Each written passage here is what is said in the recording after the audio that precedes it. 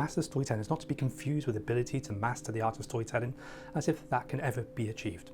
We're not talking about becoming an expert in storytelling. What we are talking about is something completely different, in fact, uniquely different. Master storytelling is where we work with one of the most powerful forms of storytelling that exists at our disposal. This is a type of storytelling that can transform societies, change cultural norms, bring about real changes on the issues that we really care about. But what is interesting is that almost no one is talking about this. And why? Because master storytelling deals with implicit narratives that underpin and are communicated through everything we do. These are the master stories that shape our culture, social norms, our values and behaviours. These are the narratives that hold huge sway over us, shaping how we see, think and relate to the world around us. The correct term for this narrative is meta-narratives. These implicit narratives sit between, beyond and in every form of communication. And thanks to insight from neuropsychology, we now know that the right hemisphere of the brain is dedicated to dealing with all forms of implicit communication, while the left hemisphere deals with explicit. So therefore, half our brain is dedicated full-time to working with and interpreting the implicit narratives that exist in everything that we do, and yet we don't seem to notice that this happens. And this really matters because implicit narratives or meta-narratives are where we find all the important ingredients needed to create cultural norms and behavioural change. These ingredients include values, motivation and purpose. The three primitives that are always expressed at the implicit level of everything that we do. And yet we seem to live as if these narratives don't even exist. We tend to think almost exclusively through all that which is explicit. We pay all of our attention to narratives, the who, the what, the where, when and why of the stories we tell, while overlooking almost universally the meta-narratives that communicate purpose, motivation and values. The result of this oversight is causing huge problems for us all, especially for those of us who are working for social and environmental issues. It means that we try to find solutions to some of the biggest problems we face by only focusing on all that is explicit at the narrative level of everything we do.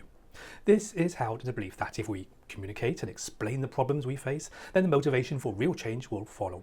And when this doesn't happen, rather than looking to what is happening at the meta-narrative level, instead we start looking at changing the narrative, using a different frame, different language, all in the hope that somehow lack of motivation comes down to a lack of understanding. We keep overlooking what we are communicating at the meta-narrative level of everything we do, the more important narrative which plays an essential role in shaping our values, motivation and behaviours. And I think this all comes down to our cultural conditioning, our over-reliance on our rational thinking minds, our obsession with only dealing with things that can be seen and measured. Anything that doesn't fit within this predefined condition is pretty much ignored, which results in an almost universal blindness, our inability to see what is everywhere, because that is a perplexing beauty of meta-narratives, as they exist within this wonderful liminal space of being fully revealed and yet fully hidden at the same time. Only if we can abandon the dominant thinking paradigms that we hold as a culture can we ever see the meta-narratives that exist everywhere and are expressed everywhere. In other words, this is like training fish how to see water. So how do we see meta-narratives? What do they look like? And how do we work with them? Well, this will take time to unpack. But first we have to recognise that meta-narratives are not things. They're not something that you can point to, touch or hold. Just like values, they're not things. Just like purpose is not a thing, nor is motivation. So first we have to be willing to work with the non-things, which requires the use of our imagination and a willingness to contemplate the deep realities that exist around us, but cannot be understood or compartmentalized by our rationalizing mind. All meta-narratives are co-created narratives between the storyteller and the audience. The storyteller infers, suggests, prompts, imagines and creates the spaces within stories for the audience to respond, for them to imagine, fill in the gaps, create and make full sense of the story that is being told. So therefore meta-narratives are self-regulated. They are narrated by the audience, not the storyteller. And this is really important because the storyteller may describe the landscape, but it's the audience who has to imagine what that landscape looks like. And they bring that landscape into being. That's the co-created aspect of storytelling. That's why storytelling is so powerful, because we confuse meta-narratives for our own thinking. That is why they have so much power over us. We will defend meta-narratives even when their logic may be completely flawed. Given that meta-narratives are engaged by the right hemisphere of the brain, then to work with them means transcending the thinking traps that prevent us from seeing them in the first place. This includes the Cartesian paradigm. René Descartes, who famously said, "I think, therefore I am," offers a philosophy in which we over-identify ourselves with the rational thinking mind, or rather with the left hemisphere of the brain and its view of the world. This paradigm has had an immeasurable influence on Western thought, even shaping how we think about ourselves. In this paradigm, we prioritize rational thinking and over-identify ourselves with our thinking, rationalizing mind, thinking that we are our thoughts and that it is our rationalizing mind that is making all the decisions. And therefore, it is the only aspect of thinking that we seem to take seriously. The result is that we try to fix big problems like climate change by the thinking that emerges from this paradigm. So the logic of the Cartesian paradigm is that if we are who we think we are, then all our decisions must come from the rationalizing mind. So to create climate positive actions, all we simply need to do is inform audiences about climate change, clearly communicating the science and the reason why we need to take urgent action on the belief that once we know, once we think, once we understand the science, the correct behaviours will follow. To get people to act right, we need to get them to think right. That's the logic here. And when that doesn't work, and we already know it doesn't, rather than question the paradigm, the tendency is to double down and to find better ways to communicate the science, or better ways to produce the information in a more digestible way. All the time we participate in this style of communication, we implicitly reinforce the Cartesian paradigm, as well as the values that exist within this paradigm. And this becomes the story we tell about ourselves, that we are rational beings and we make all of our decisions rationally, and therefore we think about and understand the world only through this narrow mode of attention that is called rational thought. And we can see this paradigm clearly being promoted at a meta-narrative level of everything that we do, making real change on big issues like climate change almost impossible, because we keep reaffirming the same paradigm that got us into the mess in the first place. Without understanding what is happening at the meta-narrative level of everything we do, we risk undermining our work towards positive change. Our inability to think outside the paradigms that we hold to be true is what keeps us stuck telling the same story again and again, where we shout that we need to take urgent action on the climate crisis, or we do more and more confrontational activities to raise awareness as if people don't know that is happening, thinking that it must be a lack of understanding or a lack of information or knowledge that's preventing us from creating real and urgent action on this crisis. Or we do emotive campaigning or storytelling in this belief that we can make people feel and think, then the behaviours will follow. And in doing so, we tell the same story again and again, expecting things to change, but they don't. When we look at the problems we face through the lens of a master storyteller, not only do we begin to see something entirely different, but we can also see the fertility of our current approaches to creating motivation towards positive change. From a master storytelling point of view, we can see that the way we run our societies, our cultural norms and values, how we organise our economic systems, the political decisions we make are not based on what is optimal or what is rational, or even arguably what is logical. Our ongoing trend towards the worst case scenarios of climate change, environmental breakdown and increasing social inequality is not a reflection of logical processes, because all of this is entirely irrational and illogical. Not because we don't value the environment, nature, the well-being of future generations, we do. We continue on this self-destructive path because our decisions and values are not shaped by what we think, but what we believe to be true. And what we believe to be true about human nature is shaped by the paradigms we hold, which are reinforced again and again at the meta-narrative level of everything that we do. Therefore, we run our economy based on a competitive, capital-centric model, not because that is a sensible model that leads to human flourishing, but because we genuinely believe that humans are competitive and are only motivated by greed, power and security. This is of course not true at all, but it is simply reflective of the paradigms that we hold to be true. And because most of our marketing messages play to our fears, greed or sense of security, and it seems to work, we further embed the beliefs of the paradigm, thinking that it must be true. We must only be motivated by greed, power and security. Therefore, this creates a paradigm trap where the circular logic of the paradigm shapes how we think, and then that thinking simply reinforces its own conclusions. Escaping these paradigm traps can be incredibly difficult.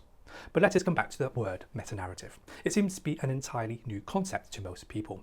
Outside certain academic circles, the word is rarely used, if at all. In fact, I've worked alongside professional storytellers who don't know what meta-narratives are. I've worked with professional communicators and campaigners who don't know what meta-narratives are. I've worked with leaders who have had no idea what meta-narratives are, despite the fact that half of all of our thinking is dedicated to dealing with implicit communication. And this is really interesting because our lack of understanding of what meta-narratives are, our ignorance of the huge role and power meta-narratives play in shaping our lives, clearly reveals that we ourselves are stuck in a much greater paradigm trap. This is why we need to take meta-narratives very seriously. When it comes to motivation and behavioural change, meta-narratives are everything. Meta-narratives communicate values. Meta-narratives promote and embed paradigms. They play a key role in shaping our sense of purpose and how we relate to the world around us. Meta-narratives manifest themselves institutionally and culturally and play a critical role in shaping our collective behaviours. And this is where we get to the heart of the problem. We don't see meta-narratives not because they don't exist, but because we are not taught to see or think that way. We are not taught in our culture to trust what a contemplative mindset will reveal to us. We're not taught to understand how to work with our intuitive mind, nor how to harness insight from emotional intelligence, nor how to use our imagination, our ability to see what is not a thing. All these modes of thinking tend to be mistrusted, or we remain suspicious of all other forms of thinking, even though we can see how our current thinking is getting us nowhere. But rather than changing our thinking, we keep looking outside of ourselves, trying to find the solution to the problems we face. We prefer to analyse, compartmentalise, find evidence, back up that evidence, and use previously validated logic to validate our understanding. We forever build and build on all that is explicit, while ignoring all that is implicit in everything we do. And therefore we ignore the implicit meta-narratives that shape all of our thinking, our values, and our behaviours. We only have to look at the mess we find ourselves in today, this extraordinarily complex array of interconnected and interwoven crises that together even pose an existential threat to human life on Earth. These threats include climate change, biodiversity loss, social inequality, and geopolitical tensions, all of which make up what has commonly been referred to as the meta-crisis. And I find this conversation around the meta-crisis an interesting one. Not only does this approach recognise the deeply interconnected nature of the different crises we find today, but it also recognises and takes seriously human interiority and the relational aspect of our current crisis. That is to say that these crises are not accidental, as if climate change and social inequality and environmental degradation just happen to appear at the same time, which just feels like a bit of bad luck, or that all these things appear due to a certain political outlook, or arise due to a certain economic theory or one particular ideology. They don't. Instead, all of our current crises point to something much, much deeper that lies at the relational and interior aspect of ourselves. This is a spiritual dimension of the self, which encompasses our sense of belonging and how we value and relate to the world around us. We can see clearly that there is something wrong at this level, and the psychological prompts that shape us at this level, the aspects that worked with the three primitives of values, motivation and purpose, are clearly regulated at the implicit level of everything we do.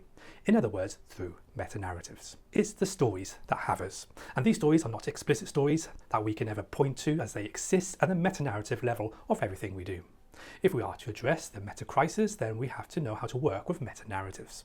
We need to understand their nature, how they work, and more importantly, how to change them. And this is where master storytelling comes in. By learning how to work with meta-narratives, how to work with implicit communications, how to work with the three primitives that shape all meta-narratives, values, motivation and purpose, we can start to build real and lasting change on some of the biggest issues we face today. To do this, we need to be trained on a set of new core skills, including valueception, the ability to see and work with values at their implicit states at the meta-narrative level. Motivation theory, how to work with a new motivation model that takes seriously the highest stages of motivation and how to engage motivation theory through storytelling approaches. And intrinsic purpose, how to work with a type of purpose that leads to long-term behavioural change. When we know how to work with these three primitives, we can create a new engine to drive everything that we do and integrate this new approach seamlessly into our work. And what is so exciting about this is that all these skills are designed to help you to be better at motivating audiences into positive action and long-term behavioural change.